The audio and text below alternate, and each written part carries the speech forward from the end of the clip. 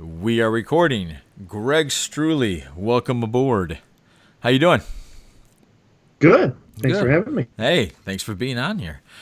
So I guess to tell everybody here, this is going to be kind of a different type of podcast. We're probably going to be diving deep down into pop culture, most likely Game of Thrones. So if anybody has not seen Game of Thrones or anything like that, we will be talking spoilers big time. Yeah. So, Yeah, if you haven't seen it yet, stop now. Yeah, pretty much. Greg has been one of my very best friends for about 23 years. Do you want to Yeah. take us down memory lane, Greg? Sure. It was, I was a freshman in college. You had been in Whitewater, I think, a year. I believe so, yep. So we had a same math class. And what hit me is when you came in, and this was my, one of my first classes, first classes, bright and early in the morning. It was obvious that you already knew just about everybody in the room. And I knew nobody in the room. So you came in and, saying hello to everybody, including the person teaching the class. And then you got around to me, and then you were like, I caught your attention because you're like, who are you?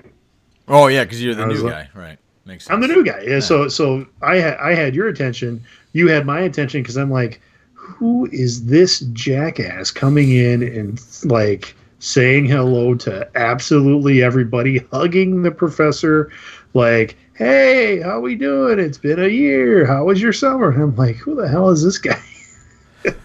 And I don't want to say I remember exactly what you were wearing, but it was head to toe athletic apparel. A jersey of some kind, I believe a backwards hat, probably, I believe, matching shorts. Probably. So, yeah. And I had a very immediate stereotyped opinion of who this guy was. And I was wearing a Superman shirt, just the blue Superman tee, and you immediately started calling me Clark Kent, and I was like, yeah, okay. Clark. Yep. For a long time, like a very long time. So, I don't think I remember when you're. I don't think I remember when I actually stopped calling you Clark. I still call you Clark every now and then. Yeah, you do. Yeah. I don't know, but I mean, we were, 3-4 weeks into the class, stuff like that, and then the professor started to, like, for lack of a better phrase, stop teaching the class to deal with some other stuff. And I remember what you're talking about now. I know what you're talking about. Yeah. And you and I had kind of a, well, I didn't pay all this money to take this class for nothing. Yeah. So we stood up and we're like, hey, let's try to figure this out. And oh, that's right. We actually tried to teach the math class.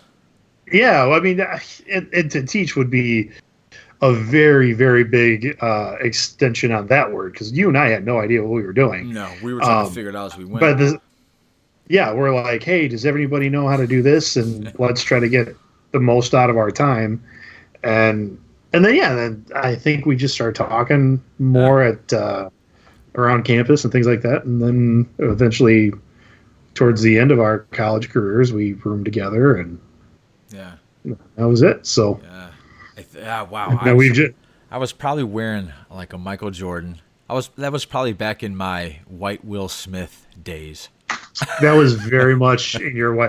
And because you came in and you're just like, hey, how's everybody doing? How you doing? How you doing? And just kind of that, I'm like, what is up with this guy? Yeah, back in the day, it was, I think I had a false sense of who I was, so I was trying to project.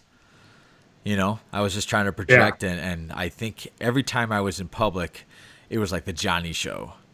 So yeah, and that's very much what I got. And myself, I went to a small high school where there was never a time when you didn't know somebody that you had class with or were in the room. So here I am at a bigger, well, not a big college, but a bigger than I'd ever been before. I knew nobody in the room. Yeah. And I mean, I was on my own. So I was very, I I guess, like sheltered. Like I just wanted to hide in the corner because I'm like, I don't know anybody here. I don't know who I'm supposed to be right now. And then you come in and are like, because I'm the guy that you don't know, you're like, how you doing? What's your name? What are you into? Where are you from? And I'm like, don't talk to me, dude. I'm Right. just trying to. So, so yeah, we both went through some reinvention, and here we are. So, I feel like I'm still yeah, going through that reinvention. progress is a moving target. So Yeah. we can. I like that. I like that. That's a good saying. All right, man. Here So we go. You ready? yeah. Let's talk about what's up first. All right. Game of Thrones. So, you had a watch party yesterday. Yep, and just so if you're listening to this, this is the Monday after the series finale. So last night was the series finale. The Game of Thrones has ended. The internet is losing its shit, and here we are. What was the temperature of the room where you were? Um, we were all excited. I mean, we wanted the closure. We knew this was it. And we were all just like, where's everybody going to land? How is this going to go? Yeah. And with every little thing, I think we started up here. And then as things kept going, it was like, that's what they're doing. Do you mean the last episode, or are you talking about the whole season? Well, the last episode. I mean, I would say maybe even the last two episodes. Okay. Although the second to last episode where they completely destroy King's Landing, we were just overwhelming disappointment with Dany, and we're like, oh, she really turned to the dark side there. And then the more we thought about it, I'm like, but she's been turning to the dark side for a long time, and just because. See, that's interesting because, okay, I was going to get to this later, but Dany, all right? If you want to hit Dany, if we want to talk about Dany now, I think what's the problem was she hasn't been turning to the dark side, and I'll explain why. You explained before. Actually, maybe you should explain this now. Why do you think she was turning to the dark side the whole time? Because when even go back to season 1, when we meet her character, and the end of season, I think it's the end of season 1, where her brother gets the golden crown, molten gold poured down his head, kills him.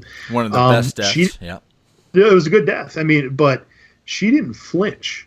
And the reason she didn't flinch is because we knew her brother was a terrible person. He was kind of evil. Sold her in, married her off in a exchange to try to get the Dothraki, and I believe the exact quote was, "I would sell you to 1,000 bastards or something like that to get my throne, or I'd have you be raped by 1,000 people or something like that." Right. Okay. Not only that, if I remember, she was bathing. He had her stand up, and you could tell he inappropriately has touched her before. They had that uncomfortable relationship. Yeah, there's a little bit of that. And what's interesting is that in the book, and I've never read the books. I've only read the wiki of the books because, well, I'll get into that later. But I believe in the book she's 12. She's not 16, 17, 18. She's what would be considered a minor in the book. Okay. But so that was her first kind of dip into darkness there. But then throughout the series, as she was, freeing the slave cities, she was still doing some stuff that would be considered dark. I mean, she in one of the cities, Tarth, I think, she took all the slave masters, crucified put their body, crucified, put them on, and not just tied them up. They were skewered and then set along the road so that everybody could see as they came into the city. This is what happens if you were a slave owner. That's dark. I mean, granted, they were slave owners and we didn't like them. We're supposed to be that's retribution, but that's still dark. No, absolutely. I'm not saying it's not dark, but you got to also realize the world she's in. They don't have democracy, and they don't talk things out. They destroy your enemies, right? Mm-hmm. But everything up to the last episode, I think the episode called "The Bells" or something like that. Yeah. Okay. Yep. There was always a cause against Dany and her effect towards that cause. There was always a cause and effect. Okay, yeah. This one, there was no cause. Those people of King's Landing did nothing to her. If she went after the queen, Cersei, in the Red Keep and destroyed the Red Keep, all right, I get that. Yeah, yeah. I think that's what people were thinking. But she just went, fuck it. And I think because it was such a drastic change, there was no cause. There was no cause for her to do that. It made no sense. And I think because of a drastic change like that, that's thrown everybody off. It's just like, where was the build up to this? Well, but episodes before when they're like, look, you don't need to burn the entire city.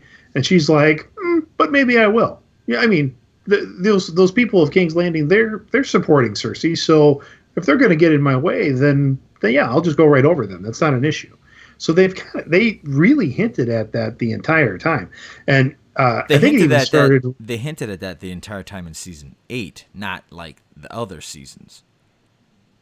Well, yes, you are correct. But she didn't care about, like, she never showed any love to the people of Westeros. She wanted the throne because it was her birthright, but never did she say, I love the people of Westeros. I'm going to be a queen of the people.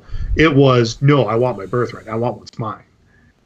Yeah, I knew when Jon was when she went to go meet Jon in the tunnel, and he was like looking at, I think, his mother, but he thought it was his. Oh no, he was looking at his mother, and when he told her that he's the like legit heir, I remember her first response wasn't something like, "Oh my God, this is great. We love each other. We can rule Westeros. Like we can rule the world." It was, but that makes you legitimate like heir to the throne. And I looked at Ursula and I went, "Uh-oh." And Ursula didn't catch it. Ursula goes, "What?" I go, "That's not good." But Nope. I guess what are your thoughts? All of season 8. What are your thoughts? I mean, do you like it? Did you like it? Were you okay with it? There were parts, and I'm okay with it in that it's not my story to tell. I mean, I'm not one of these guys that gets so irate that a story did not go the way I expected it to go or the way I wanted it to go. Greg, are you telling me that you weren't one of the 800,000 people that signed the petition to reshoot season 8? No, that's good. Fucking crybabies. Yeah, no, not at all. I agree. Cheers. I agree. Totally not. But I don't like the ending. I mean, I like parts of the ending. I can see where the writers went that direction. Like Jon Snow has returned to the wild. He's going to live out his days as a wildling. He's probably going to be king of the wildlings. That's his thing. They hinted at that the whole time. Even when Tormund left the first time, he's like, the North's not done with you. And I'm like, okay, so he's going to go back. That's what they're hinting at. He's going to go back to the North somehow, maybe in a body bag. I don't know, but I think anybody that thought Jon Snow was going to be the king did not understand the character of Jon Snow. It's like he's like Captain America. Like Captain America is not going to be president. Right. Even though maybe he should, he's not going to be. And that was Jon Snow. He was never going to be king. But Bran? Okay, look, man. Bran? Here's the thing. Are you kidding me? Here's the thing. I'm 1,000% behind you on Bran. In fact, I feel Bran's two shining moments was when he fell out of the bell tower. Or I'm sorry, it was when they pushed him out of the bell tower. In my opinion, they should have killed him from there, moved on with their lives, right? Mm-hmm. And when Hodor was protecting him. That was it. Yeah. Like, that was the only reason for Bran's existence. Uh-huh. Yeah, I didn't understand. No one understood Bran. I mean, he's been the butt of everybody's jokes, like, the entire time for 10 years. So, like, what? Didn't he spend an entire season holding onto a tree branch? Right? Pretty much. I mean, it wasn't like that's where he was supposedly getting his training from Max von Sydow, the original Three Agreement. Yeah. And you're going, oh, okay. I guess I understand what's going on. I mean, I never understood it. I don't understand the religion that worships the white tree with a face on it. I don't get the like whatever kind of magical mysticism piece that exists in Westeros, they never really explained it. They never explained the Red God and his omnipotence, or Or was the he a God good of God, a Light, bad the God? God Oh, of yeah. Light. Yeah, that guy. The Lord of Yeah, Light. I yeah, mean, Lord of the just Light. That's it. none Yeah, of it was yeah, explained. right. And I think, again, because I haven't read the books, I go, is that in the books? Is it not in the books? Did they just decide to kind of leave it? There's a lot of open questions now that we know there's going to be spin-off series. I've heard of one is going to be like set 200 years before where we're at now, so kind of the rise of the Targaryens. Bran the Builder, right? Yeah, they've left Arya. I mean, she could be Arya the pirate, and her, I think that would be a great Arya of the spin-off West. if done Oh, well. perfect. Yeah, I kind of hope they go that route because Yeah. what they did with her character, I loved. You know what?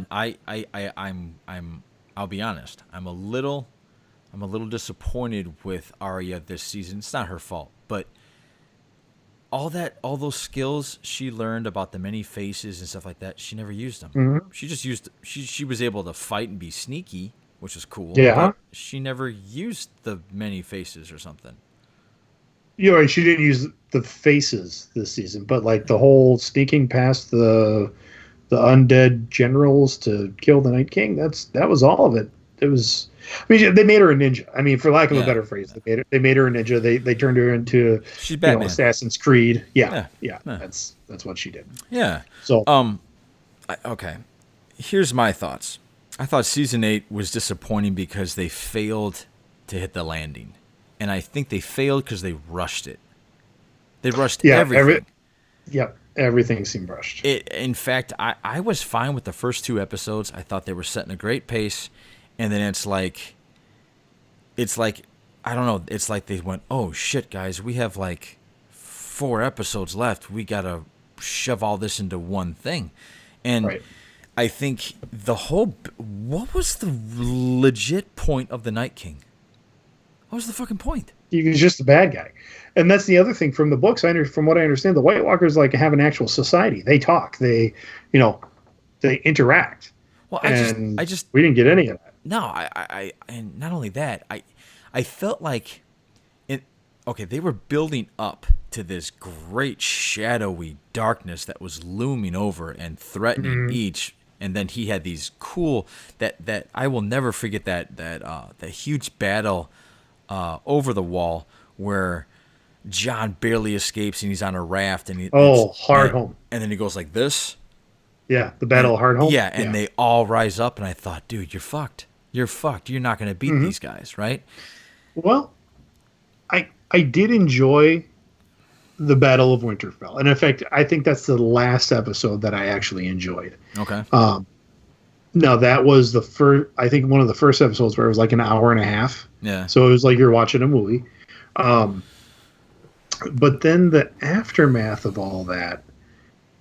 I mean, they literally squeezed 3 villains into 6 episodes. Yeah. First, it was the Night King and the White Walkers, and then it was Cersei, and then it was Dany, and that's a lot. I mean, that's like the mistakes that Warner Brothers made packing 3 villains into Batman films, or when Marvel the original Spider-Man films. I mean, it's just too much. Right. It was too much. And to your point of it being rushed, I think that is more. Say this again. Your idea of it being rushed, I think, proof of that is very much in the mistakes that were made, like the Starbucks cup on the table. One popped up today that water bottle. The water bottle. All of that is just. I mean, if you've been on a set. You know that there are like one person, like their job, it is their only job is to make sure that the little things stay where they're supposed to be, and that a water bottle, a coffee cup, or something isn't in the shot. Right. I'm looking at your costume. I can see your cell phone sticking out. You got to give it to me, or you got to tuck it away, or whatever it is you got to do. So because those mistakes have been made, it just really says to me like they were just hammering this stuff out. Yeah. You're right. The show creators, they've got a contract with Disney that they're going to be making a Star Wars trilogy, and to me, they're thinking, Star Wars. yeah, I mean, They moved on it's hard already. to yeah, it's hard to think that they weren't thinking about their next thing, but other than they filmed this, I don't know, a year ago, something Yeah, like that. I yeah. mean, I don't know. I So just here's a couple of things. Let me actually ask you a question. Grey Worm and the Unsullied. Those are just a bunch of dickless warriors, right? That's what they are, right?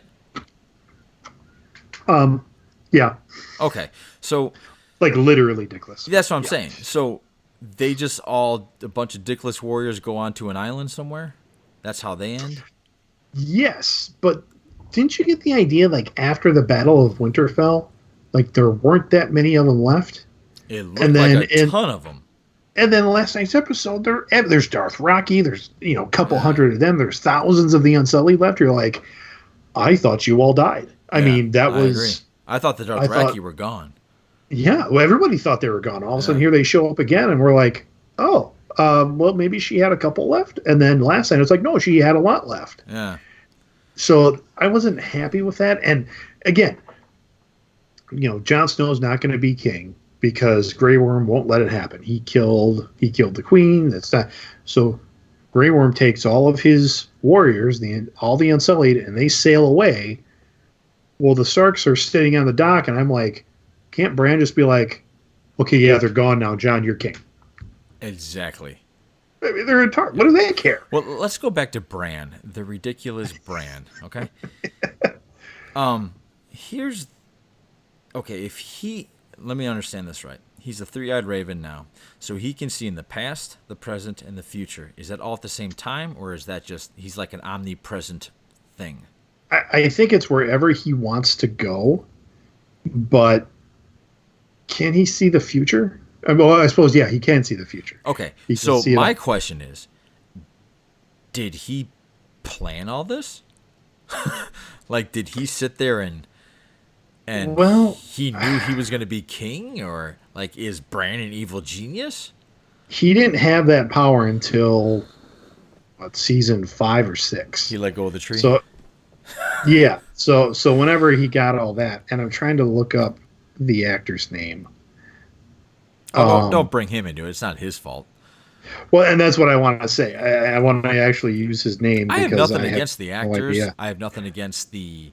That's you're right, and that's what I want to say the same thing is that Isaac Hempstead Wright, I think is a fine actor, and I think everybody on the show are good actors. We have fallen victim to a very rushed script and production. I think agree. HBO I also agree. HBO said we're spending millions upon millions of dollars on this show because it's an expensive show to shoot, Mhm. and they just wanted it to be done. And I think that is, Stupid. if it would have been an 8-episode season, maybe we could have gotten some more closure I agree. and things I could have agree. played out a little bit easier. Absolutely. But no, they gave him 6. Yeah. So Yeah, I think at the end, it's like I'm saying, it's it was just it was rushed, and because it was rushed, when like when the Night King would die, and when Cersei and Jaime died, and when these things happened, it was like I remember when the Night King died, I was like at first I was like, oh my God, Arya did it, how cool! Wait, that's it? That's the end? yeah, Like yep. that's it? That's no more Walking Dead? Like this, it's over? Oh, well, and I thought for sure, like at the end, was John's going back to the north. Yeah. Maybe we would see another like the show opened. The very first shot is a baby being taken into the woods and being collected by a White Walker. Right. Maybe we'd see that. No, it's done. I guess they're just done. That was my problem. They put him back on the Night's Watch. What the hell are the Night's Watch watching? Nothing. And that's why it was full of wildlings, and they just left. Yeah, weird. Because that's where John's like, is there even a Night's Watch anymore? And Tyrion's like, there'll always be a Night's Watch. And we're like, no. Yeah. No, I mean, there's the not. only thing they're watching now is the wildlings, and John's like, I'm going to go be a wildling. Yeah, I think they fell victim to what I think the Matrix fell victim to, is that instead of giving us the ending that everybody wanted, they decided to be clever. You know, and Maybe. it fell. The only story arc that I'm happy with, or that makes sense to me, was the Hound. Okay, that story arc Okay. made Yeah. complete sense. Tyrion, very happy with that. Arya, very happy with that, and that's it. I like Brienne's. Brienne got what Who's she Brienne? deserved. Brienne of Tarth. So the Lady Knight, Oh yes, okay, all right, yeah, the yeah. She was fine too. big Yeah, bomb. Yeah. yeah. I love that she became the Kingsguard. Mm-hmm. I love that Pod, her squire, obviously was also a member of the Kingsguard there at the end. Right. We didn't see hardly anything of what's his name with Tyrion, the mercenary. Oh, the Master of Coin. Yeah, the guy who became the Master of Coin. Yeah. Why can't I remember? I his don't name right remember his name either. now? Oh, Brennan, that Bron. Bronn. Yes. Great character. Like very. He was like the comedy relief, but also kind of like the everyman through almost every episode. This last season, I think we saw him 3 times. We did very short. And I'm like too. That's good. And they changed him into a bad guy. Mm-hmm. Like he's like, hey, I'll kill Tyrion, no problem. I'm like, no, I don't like that at all. And then they made a Master of Coin, and he's the head of his own house now with Master of Highgarden, and you're like, yeah, okay. Yeah, And again, another piece that pissed me off is like when they're in that council and they're electing their new king. yeah. There were people there that we had no idea who they were. Whoever was sitting next to Samuel Tarly and the other Karstark, the guy who got up and was their uncle, the Stark's uncle, stepped over his sword. Yeah. Whoever was in the middle of there, had we ever seen him before? No. Like they just kind of went, "Oh, here's another head of a." I thought they were just going to be a council. I thought that they were going to that was the symbolism of burning the throne. That no more of this throne bullshit. We're going to be a democracy and. Well, and Samuel brought it up. Tarly brought it up, and then they laughed him out of the. They're like, "No, we're not going to do that. Sit back down." So. But. Oh well. Yeah. Well, again, did I not like the season? No, I'm not going to say I hated the season. I'm not going to say that I hated the show by any means because I love the show. Yeah. What I missed because I watched it on HBO Go, and at the end of every episode, they had like a little thing with the producers and the actors and the show creators, kind of explaining the episode scene by scene, like, this person went here, this person's really struggling internally with this. They didn't have it after this one. And I'm like, I really wanted to know their thoughts at the end. Like the show's over. Yeah. What are your feelings about how it ended? And it wasn't there. And I really missed that. I wanted to know why, why did they choose I'm sure it's going to come out soon. And how much of it was God, the guy that wrote the books, who J.R.R. something. Yeah. Not it's Tolkien. It's not Tolkien. It's another J.R.R. Martin. J.R. Martin. That's it. How much of that is his advice, his push, because he hasn't written the last book yet, or he's in the middle of it. It hasn't been released yet. Well, if you ask me, that's genius, because he can now look at how everybody reacted to that and go, "Oh, yep, cool.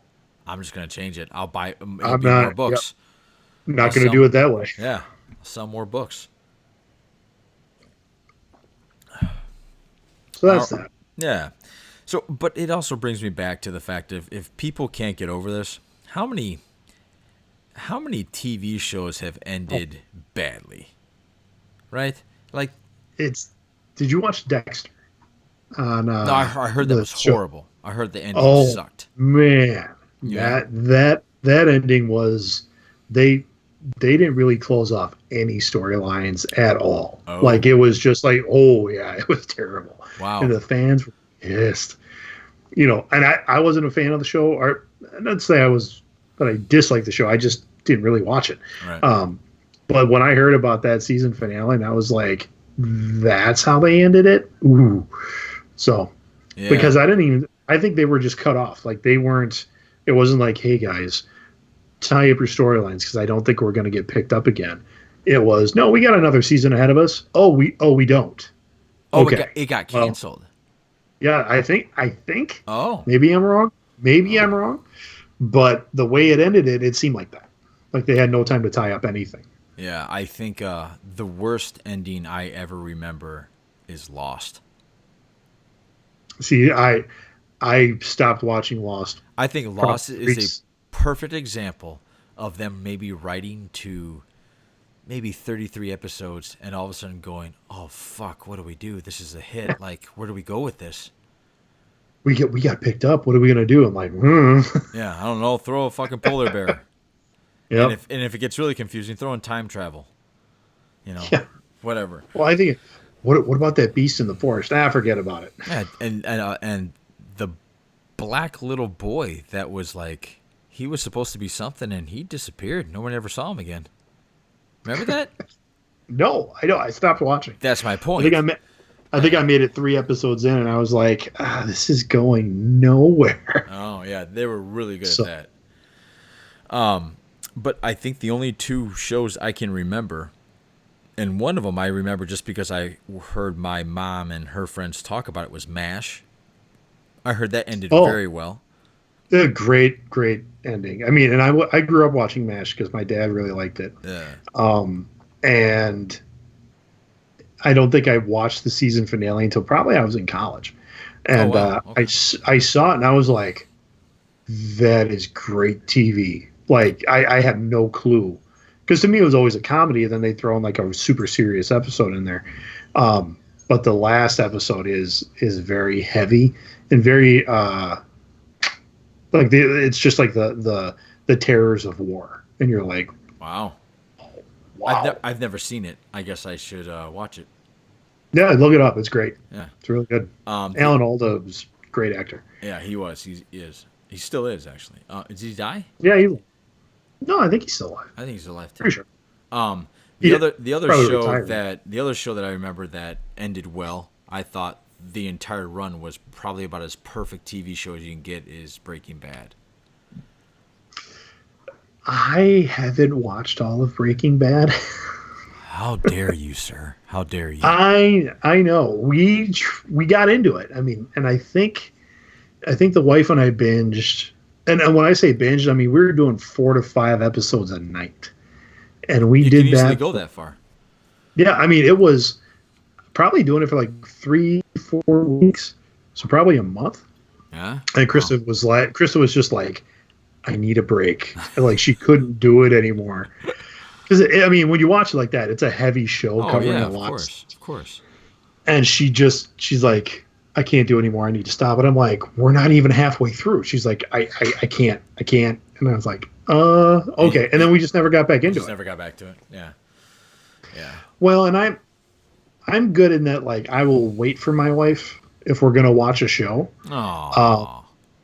But if we don't go back to it, and she'll do like well, you can watch it without me. And I'm like, I don't watch TV without you. I work all day. I do some stuff, and then kids go to bed, and then we get to watch not adult TV, but grown-up TV shows. And you're in the room. I mean, there's never a time when I'm watching TV without you. No, I get that. I get it. There's a lot of shows that we have on our DVR that I don't like. She's like, you can watch the show without me, and I'm like, no, I kind of.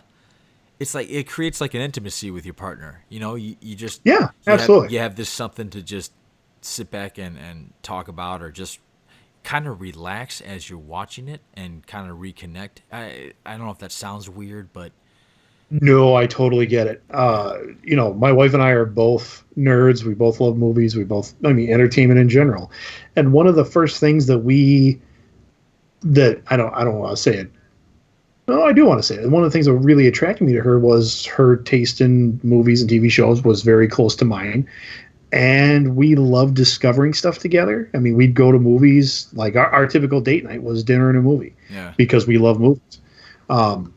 And so yeah, I get that. Like, I would rather sit on a couch and watch a TV show with Krista than most other things. Yeah, Like, I agree. you know, I agree. so And what's cool about Ursula, she's not like I don't have to watch Bravo. Like I don't have to watch like nope. Housewives of Atlanta and shit like that. I don't have to watch Nah. that stuff. She's into pretty much hardcore action and Mm-hmm. she's pretty much into what I'm into, so that's helpful. Yep, I'm very much the same way. If I had a wife that watched nothing but the Hallmark Channel, we yeah. I'm not going to say that we'd have major issues, but I would be watching a lot of TV on my own if that was the case, Yeah. and it's not. So I'm lucky. It's funny you say that actually. I know I feel that you know how there's that old I don't know if this is an analogy. I think I'm saying it the wrong. I think I'm using the wrong word to describe what I'm about to say. But the like the couple that works out together stays together. I think it's the same thing with TV. You know, like if Mm-hmm. one person's in a different room watching their show and another person's in a different room watching their show, and then they just say goodnight to each other. Like you're missing something. You're missing a Yeah, connection. You're missing. and I know a lot of couples like that. I mean, I know Mhm. one that his Me too. his man cave is where he goes every night, and he watches a lot of WWE. Um, and his wife, I know his wife, who has never been into that stuff, she stays downstairs and watches like NCIS like Yeah. over and over again. Yeah. And then I think you get to this situation when the kids leave or 20 years go by and you go, "Who are you?" Yeah. Like, what? Yeah. But What are you into? Because yeah, do you exactly. want to hear about the latest bout with the Undertaker? No, not really.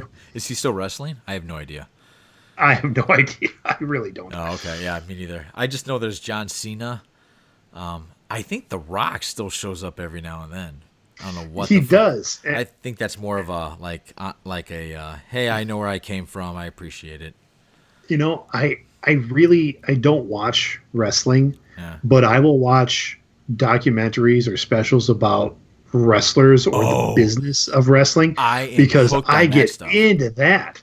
So I watched one with The Rock. It was Dwayne Johnson, and he had already made it big in Hollywood. Yeah. And then he came back, and I'm watching him like, and I remember sitting there going, "Why would you go back to wrestling? Like, I don't."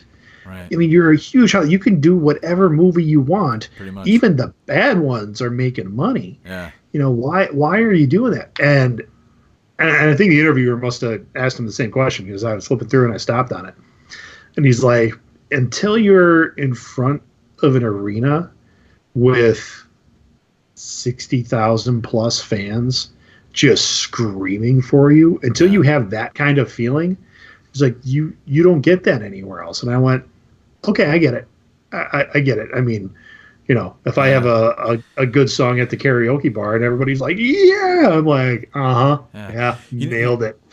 The Rock is a different action star than I've ever seen before. Because I remember like back in the '80s, early '90s, it was actually '80s. It was Sylvester Stallone and Arnold Schwarzenegger were the big guys.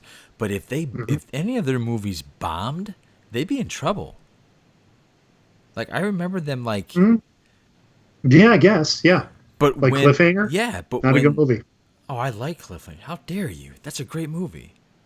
I must have to go back and watch it because I remember watching it going, That's Die Hard on a rock, on a mountain. It's Die Hard on a mountain. Is it? Yeah, absolutely. Okay, I'll go back and give it another look. But The Rock can do like 3 or 4 shit movies and nobody cares. And he has. Yeah, that's what I'm saying. I'm sorry, but Rampage is not a good film. All right. I mean, you yeah, watch it. I actually said okay. I was entertained. Well, but that's just it. I mean, it's a giant white gorilla fighting a giant alligator, and somehow Dwayne Johnson doesn't get severely. I believe he gets shot I in remember the that. stomach. Yeah, I remember that. Yeah. And you're like, and then at the end, he's still like running around and falling off stuff. I'm like, no, it doesn't really. But and that's I my know point.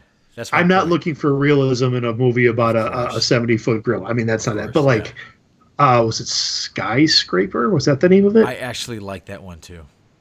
No, no. I mean, the whole time I'm watching it, I'm just like, I. And again, I don't blame The Rock because he's doing the best with what he's got. Yeah. But somebody said, why don't we do Die Hard meets Towering Inferno with The Rock? And some producer went, yeah, that'll make money. Well, I think it's because of him. Like, I think Well, it is. It totally is. Yeah. I just now You throw in I'm any not other saying actor in that movie, and no one's going to go see it. you're right. Okay. I didn't mind those two movies. They were entertaining. I would never go to pay for them to watch them. Like, they just came on HBO. I watched them, and that was it. And I was like, oh, okay, cool.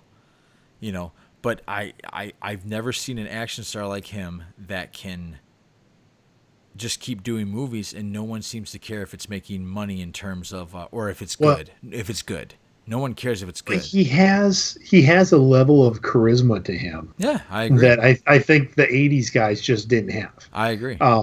Because if The Rock wants to make a comedy, he can make a comedy, and it's still funny. It's still good. Right. When you saw Arnold or Sly try to make a comedy, Yeah. It was a tough transition. it was It was a tough rough. transition. I mean, Yeah. they didn't. Stop or My Mom Will Shoot. Yeah. Or what's the other one? No good. Oscar. Oscar, yeah. Oh, God. Yeah, that was a bad one. I think Twins Not with good Arnold films. and Danny DeVito was his best, and that's it. Oh, Kindergarten Cop was solid. But it's still. I mean, if you go back and rewatch those now, Oh, I don't do that, Greg. Don't do that. They're sketchy. Don't They're do that. just sketchy. Don't do that.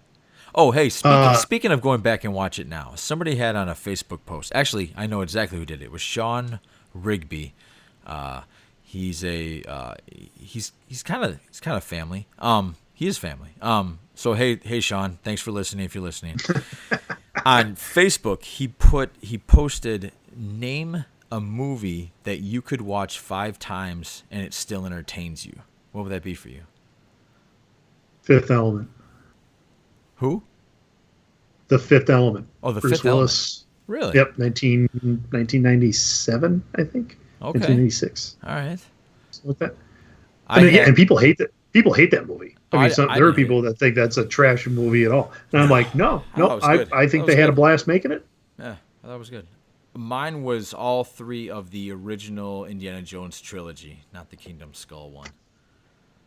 Yes, those two. I mean, well, again, you're talking to like a movie guy, so I have many, many things on my list that I can too, watch me over too. and over again. Me too.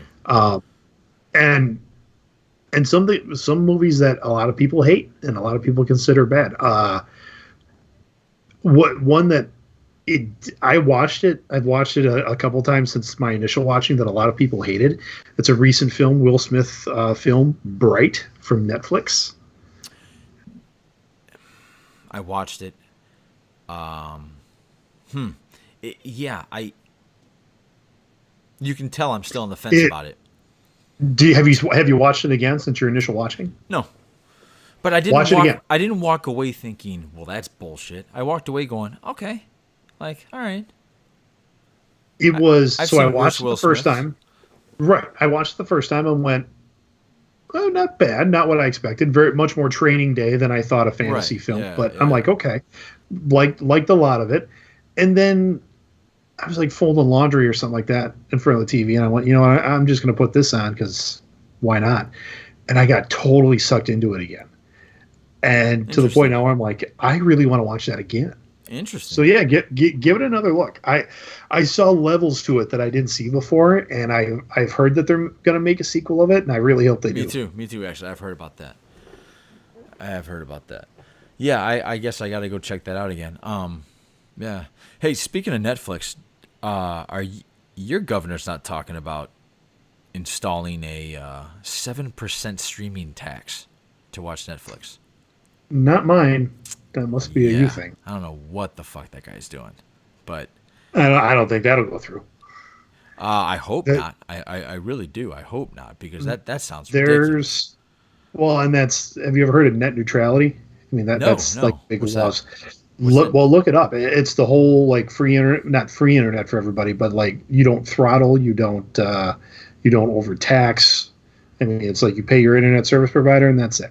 No one's going to track. I hope that works. I hope that goes through. Well, we had it at once. Government took it away. Maybe it'll come back. Uh, Who knows? oh, you But know. Oh, speaking of Netflix, there was a show called Love, Death, and Robots. Have you watched that? oh yeah, Isn't that that outstanding? that was phenomenal. There were episodes that I was like, okay, but there are a lot of episodes I was like, I want more. I want a whole series based off of that. Absolutely. The first Well, one. the first one was great. Hmm. The I don't know the name of them all, but the farmers and their giant mech units Yep, that with the was a good little one. plug Yeah, alien. That was a absolutely. great one. My favorite, I The think, werewolf that soldiers. that was my favorite one. I think it was called Changeling. Yeah, that was Um, really good. the animation was great. The you know the overall like werewolves in the military thing. I was like, Right. that's fantastic. You so much you could do with that, Oh and I yeah. hope whoever those creators are get it picked up because Yeah, that was I can't wait for season 2. If that was such an outstanding, and it was short too. For those of you that don't know what we're talking about, go check out Love, Death, and Robots. It's like, what would you say, Greg? It's like a collaboration of they're animated vignettes. shorts. The Yep, what?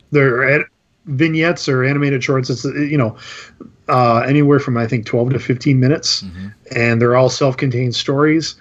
And it's about love, death, and robots, and then you throw in a couple other like fantasy type situations, and it's just really cool. I Yeah. mean, and they go from everything from like the comedic to the high action to the just kind of batshit crazy artistic kind of stuff. There was one. That I think you and I are talking about the same one, about that girl that's running from the guy. yes, That was yes, weird. That was weird, so trippy, weird. and I loved every second of it. The animation, I couldn't take my eyes off it because I was like, Yeah, is this live? Is this not live? Like, how are they doing I think this? it was live, and then they animated over the top of the actors. Yeah, that's what I thought too. Old Oh, school rotoscope. I just had the other one that was really good. It was creepy. The guy that wakes up in space and he meets this old friend of his and it ends up not being. I'm not gonna ruin it, but you know what I'm talking about. Oh, You know what I'm yeah. talking about? Yeah, Yep. yeah. Yeah, That freaked that me out. was That freaked me out. that was no good. No, no. When I say no good, or when we're saying no good, It was good, but it was scary. It was like Yeah, that uncomfortable, there, scary. Yeah. there was a piece of imagery in that one Hmm. where something appears out of the shadows, and you're like, Yeah. booby Yeah. trip. My first thought was, I'm gonna give a little. No, I can't give it away. I don't want to, but because it's really good, guys. You should go and check it out if you haven't checked it out I, yet. I laugh. I laugh that we talked about, hey, we're going to do spoilers on this show. This is what we're doing. In Game of Thrones, we're talking about it, but Love and Death Row, we're like, no, you need to savor it. You need to experience this on your own because It it's was so it good. was it was so good. Yeah, you're right. You're absolutely right. Mhm. Um, the what was it? What else was I gonna say? I think that was all. You watching? Netflix is just cleaning house. I mean, honestly, Netflix and Hulu, I watch their Have you done series Hulu? more. Oh yeah, I do Hulu. Do you? Oh. We're thinking. Yeah, Of well, we're thinking of going that I route. get honestly, I get Hulu. I'm a Sprint customer, and Hulu offers a free subscription to Sprint. I had it before I got Sprint, Oh, it's just a little extra added bonus. But yeah, I mean, all these kind of the internet channels or producers that are, we don't have to abide by network rules, and we can just make stuff that we think people want to watch, and they're Right. right. People want to watch it, and Right. I think they're just. I know, like Steven Spielberg, who I love, tried to go after Netflix and say, you know what, you shouldn't be considered for an Oscar, like your movies, because they're not released in theaters. You're not really a movie studio, and as much as I love Steven Spielberg, I'm like, sorry, buddy, it's rules have changed, and they're making movies. If they're making absolutely. movies Well, better, to me, it if sounds they're like making movies better than you are, yeah. To me, it sounds like him and James Cameron both. Like Cameron's pissed Yeah. off at Marvel, and it just seems to me that they have turned into they're not the Wonder Boys anymore. Now they're, hey, get off Right. my lawn. yeah, a little bit. I mean, and again, James Cameron, who, I mean, the bulk of his wealth has come from Two creating movies. new, well, not movies, but just cameras, creating new types of cameras and stuff like that. Oh Oh yeah, yeah, yeah. yeah, yeah. Right, I remember that You now. look him up. His Yeah, technology that he's creating this technology so he can make the movies he wants to make. But like the Avatar sequels, which I think he has like 3 to 5 in the pipeline, yeah. I don't and know about they that. just got they just got pushed back again. And I Right. go, and people, James is pissed that Disney bought Fox and pushed back his Avatar films, and I'm like, buddy, uh, I'm not entirely sure, but I think we're creeping up on 10 years since the first Avatar film came Right. out. Right. And you're one of the wealthiest filmmakers out there. If you can't get it moving within the first 5 years, I've lost interest. Yeah. And I, even yeah, you're right. I have no interest in seeing it. I guess I'll have to see a trailer before it piques my interest again. But I haven't even rewatched Avatar. Like I haven't. I I have because my kids wanted to see it, Okay. and I yeah I watch it, and I had the same feelings now that I watched it in the theaters. I'm not discovering anything new. Right. It to me it is Dances with Wolves on another planet, I agree. and I Thousand and I percent. go. And that's the movie he wanted to make, and I appreciate it. The first time I saw it in 3D, and it blew my mind that the 3D technology had come that far. Um, but that's kind of it. Like Yeah. the story itself wasn't groundbreaking. Yeah. Speaking of So groundbreaking, how you like that transition? The yeah. new Batman. Did the internet lose its shit They over still that? are. They still are. Now, And they still, oh yeah, absolutely. before you say anything, I'm just gonna let you Okay. know, so it doesn't look like we're green or that we haven't even talked to each other about this. I'm actually, I'm okay with it.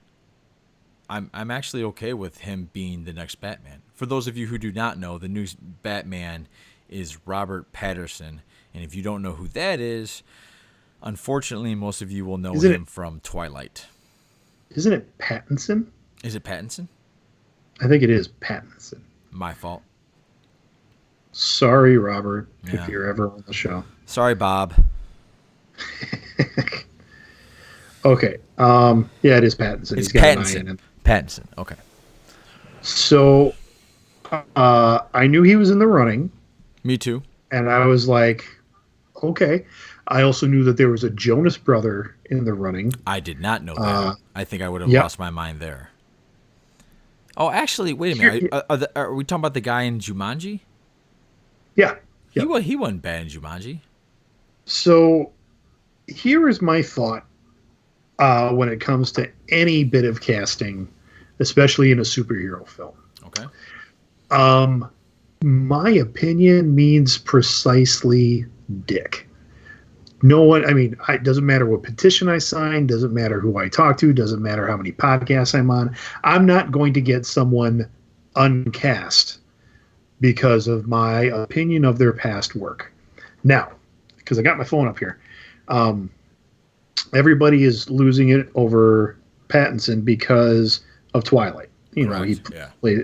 he played a sparkly vampire in a teenage vampire romance novel. They were bad movies based off of bad books. Now, I say that because I did read the first 3 Twilight novels. I was teaching middle school at the time. It was a huge hit. I wanted to know what my students were into, so I went ahead and read the first 3 novels. That's dedication, folks. That's dedication. God, it about killed me. I mean, and she uses the same metaphors over and over again, but that's a whole different ball of wax. The first Twilight film came out in 2008, so 11 years ago. Yeah. If you're judging anybody, their body of work on what they did 11 years ago, then I feel for you in your job, because that means you don't believe in self-improvement. Right. You don't believe on getting better in your craft, and you don't understand how films work. Yeah. Because there have been plenty of phenomenal actors that have been in terrible films, because the actor is literally speaking the words that someone else wrote and putting the emotions in them for what the director tells them to do. Correct. That's, I know, a very big oversimplification for actors, but we've seen great actors be in plenty of bad films. Absolutely. Tom Hanks, who people think is one of the best actors known to man, I do. did a movie called, what's it? Joe Mazes. versus the Volcano. Dude, shut up. I love that movie. I Oh. love that movie. It is a great film. It is He's a funny. boring He ass emotes. movie. It is not, and the soundtrack is awesome. He emotes. He emotes. Did you really say he emotes? He does. He does. That scene when he's on the raft and the moon is gigantic over him and he's praying. He's not on a raft. Come on. He's on a raft. Yeah. He's on luggage. He's on luggage. Yeah, there is certainly some ridiculous parts of that film. You go back and watch it. It is a good movie. All right, I'll go we're back gonna and watch watch it that. together. All right, We're gonna watch it together, and We'll we're gonna do that. laugh. We'll do that. Swear to you.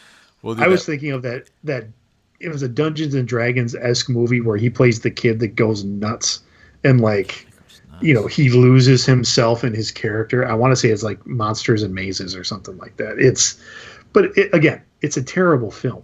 It is a terrible film, and he was a great actor. He's always been a great actor. Well, wasn't he also in the something of the Bondevilles or the?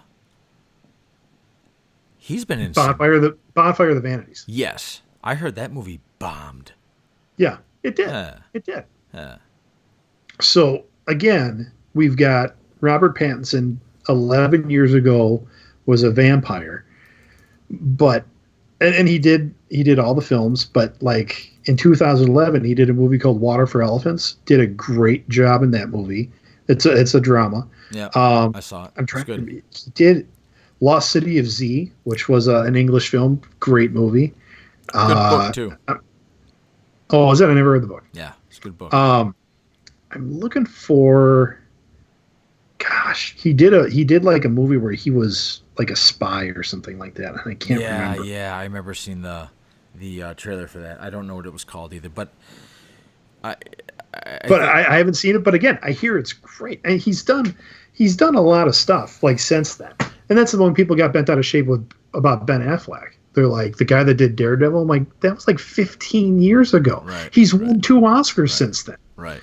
Well, not only that, How did you feel about Ben Affleck being Batman?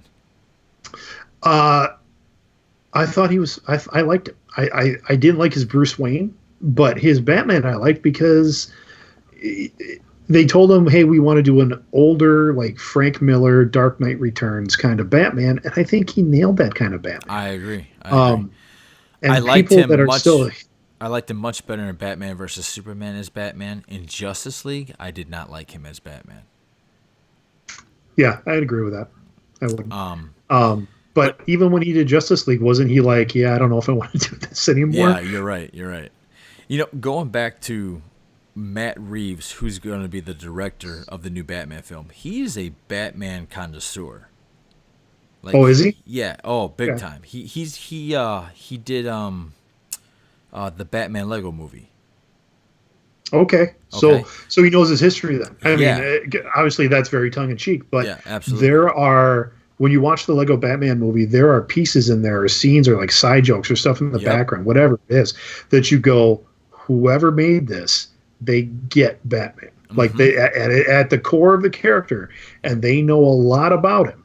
Yeah. So that's good. That's good. It's really good. And from what I'm understanding, what he wants to do is make like 5. He wants to make like 5 Batman movies. So you're going to have a young actor who grows with the character. Good. You know what I'm saying? And I think that gives Robert enough time to take his time with the character, through each stage of the movie. It also, I don't know how that fits into the current DCEU, if it even does. I'm not sure. I think they're stupid if it doesn't. Yeah. I mean, really. If you're take your notes from Marvel and make it fit and make it fit well. Technically, you have Wonder Woman, Aquaman, and Shazam. Those are all good movies. They're okay. They're good. Yeah. You can work with those. You can certainly set up a universe with those movies. Mm-hmm.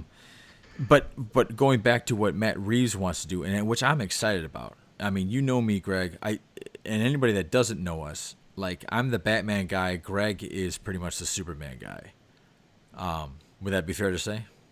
Very much so, yeah. Okay. So The one thing I've always thought was missing, and they throw in little small tidbits here and there, but Batman is the greatest detective of all time, and he's Yep. never really been a detective. And what Matt Reeves wants to do is make it more of a detective noir type of world, which sounds cool to me. Good. Yeah. They're not going to do it with Pattinson, but to me, we need a Batman Beyond film. I agree. That would be awesome. With Michael Keaton playing an old Bruce Wayne. I agree. And I saw somebody did this on the internet. An artist kind of did a rendition of Pattinson as Terry McGinnis and Michael Keaton as Bruce Wayne, and it just worked. Was that And Boss Logic? It could have been. That guy's really good. Like, he does Instagram posts, and he takes all pop culture stuff, and he makes like these movies we're all wishing for. Yeah, and he makes them look. It could have been outstanding. Yeah, and they're not going to do it with this round, but No. to me, that's you need to do that for sure. They've proven it with Spider-Man. Like you can do your Peter Parker Spider-Man, and then with Spider-Man Into the Spider-Verse, they've proven that it's doable. You can have multiple versions of the same characters existing in a movie space, and people will still go see it. Well, Batman Beyond, they have a big following. That's a big fan base. Huge following. Yeah. No, I've said this with every film. It's up to the script, and it's up for what the director can get out of his performers, and that's what really makes or breaks a film. Right. I agree. So we'll see. I mean, I think Pattinson is a fine actor. I think he has gone on record and saying how much he hates the Twilight films because he wasn't allowed to act like his instincts would tell him to.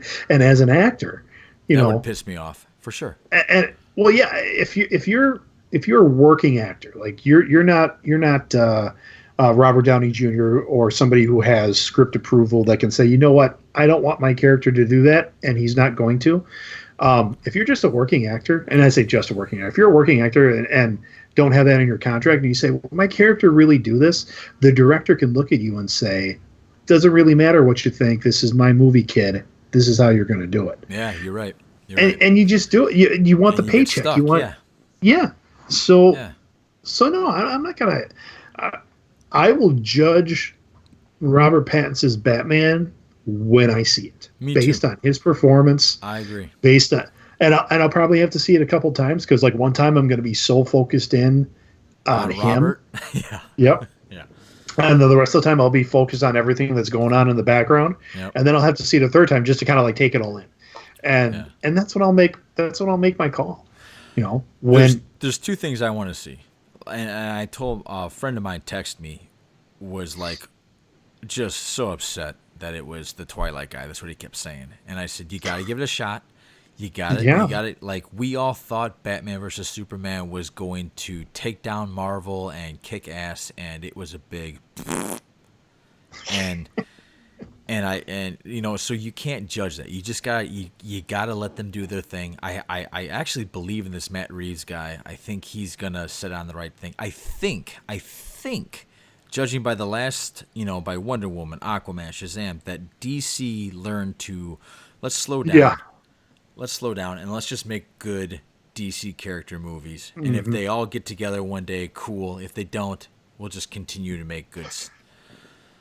Well, and what I think they figured out especially with Aquaman, and I will be the first to say that Aquaman has some totally cheesy moments in it. When you're watching it, I'm sorry that the teenage actor, when he's teenage Aquaman, he's on the beach with William Dafoe, and William Dafoe's doing the big spinny thing with the staff. Yeah. There's one shot, and it is squared up on this kid's face. So we're seeing this of this kid's face. All right. And he's doing the whole, where's my mom? Doesn't she love me? And you're just looking at him like, I know you're a young actor, but is really that the best take that the director had to work with? Is like, that's the one. I mean, what were the other takes like? How ugly was it? Can you just see that director? It's James Wan, right? Yeah, it was. You just see James Wan going, oh God, okay, that's let's take 438, and this is how Yeah, this kid's yeah. got. It's like that's the best one. That's the best one. I mean, William and you Dafoe, just sorry, but that's just what this guy has. Sorry. yeah, yeah. He's a friend of my And so aunt's, you know. exactly, you're going okay. But overall, I think what they hit with that film with Aquaman was each kind of set piece, each scene. Every time we cut to a new setting, there's something cool to look at. So even that scene Yeah. with the kid who can't act, or maybe just for those 30 seconds he couldn't act. They had William Dafoe doing some kind of weird spinny thing with a staff that seems to be like a shield, Yeah. which matters later in the film. Yeah. And you're going, that's something cool to look at. Well, not There only was that, always something. yeah, you're right. Well, now they made it fun. They didn't take it Yeah, serious. They yeah. made it fun. Mhm. And sometimes when you go to a comic book movie, you just go in there to have a good time. That's what and I think what ruined some of that with us, and I am definitely in the minority here, but the Nolan Batman films, they took themselves so seriously. Yeah. Yeah. And they tried to make this avant-garde kind of Batman, and I don't know, I appreciate what they did for the superhero film genre, but Yeah. I'm not going back to watch those films. Oh, I will watch Batman Begins and The Dark Knight all the time. I'm not a big fan of the third one with Bane. I mean, it was Dark Knight a cool Rises. it was a cool premise, and I think Tom Hardy does a great job with anything he does. But I think you're right, because I think what the problem was is they wanted to take Superman in that direction, and that's not Superman.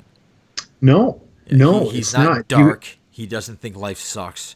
He's Right. Yeah, that's He's not angsty. He's not brooding. Yeah. That's not the thing. He's supposed to be the shining star of humanity, of Right. what we can be, and they just have not. And again, I think Henry Cavill's perfect for the role. I agree. I think he looks the part. We've seen him act in other films where he's got that little glint in his eye. He's got that smile. I mean, and they just have not brought that out from him in the Superman films, and that's a directorial choice. Yeah, And I agree. I blame the script and I blame the director. I blamed Zack Snyder. I think Zack Snyder Yeah. and I think he dealt with a lot of Warner Brother executives who were like, no, you got to make this darker, Right. like the Dark Knight. We got to make this edgy. Well, and I love Snyder's Watchmen, which that setting fits the Watchmen.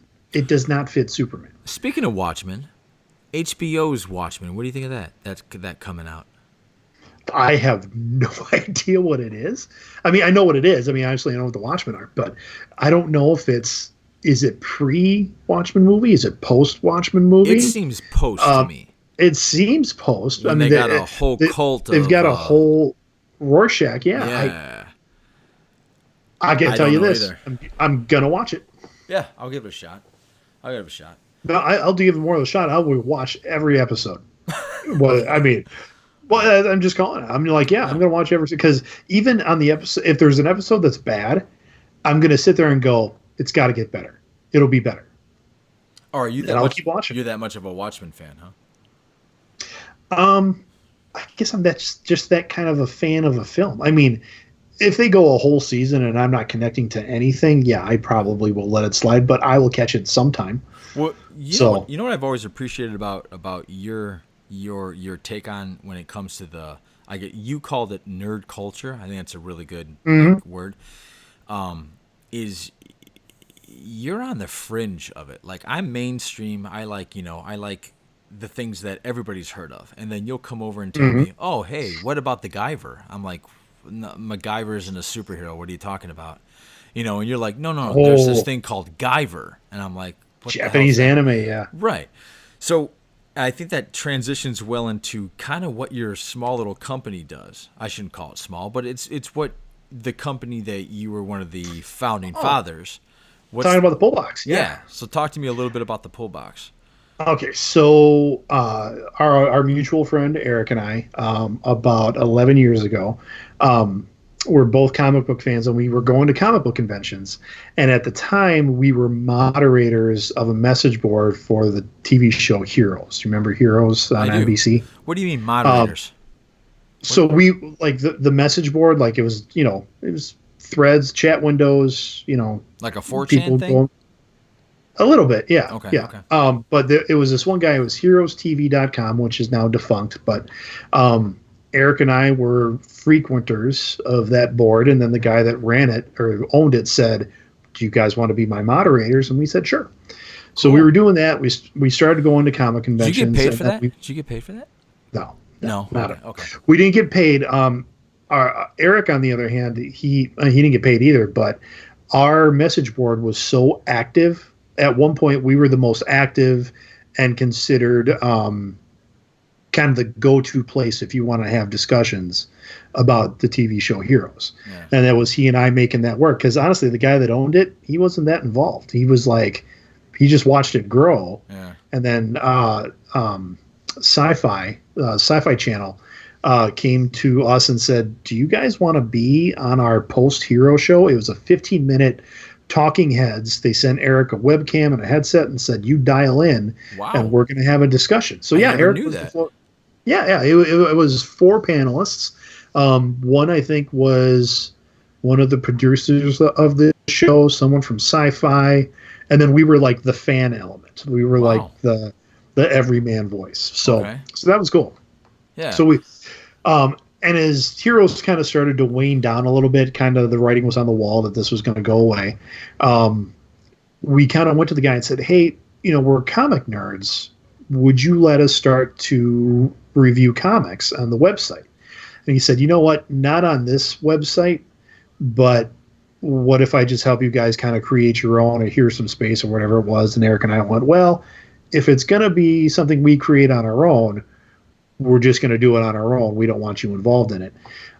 So we created thepullbox.com, and our focus has always been creator-owned or small press or independent comics. We always thought that most of the talent that you find is in Artist Alley. So you go to a comic convention, you've got all the big companies in their booths and, big talent, movie stars there, stuff like that. And then somewhere at a convention, there's what they call Artist Alley.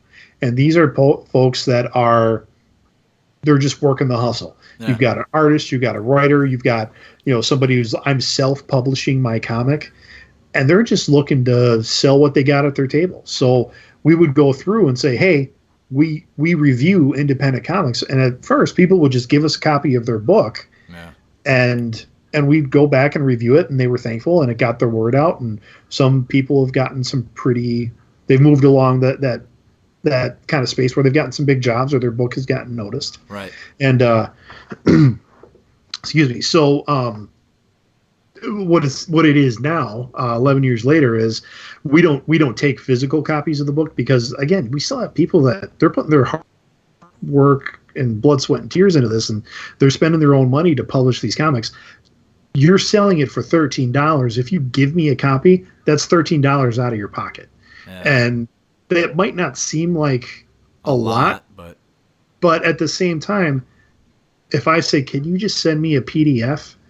they're like, "Oh yeah, I can do that." It saves them the $13. They can sell that book to somebody else, whatever. Yeah. So we get, I think at last count, we get over 500 comics a month. Wow. Sent to us PDF.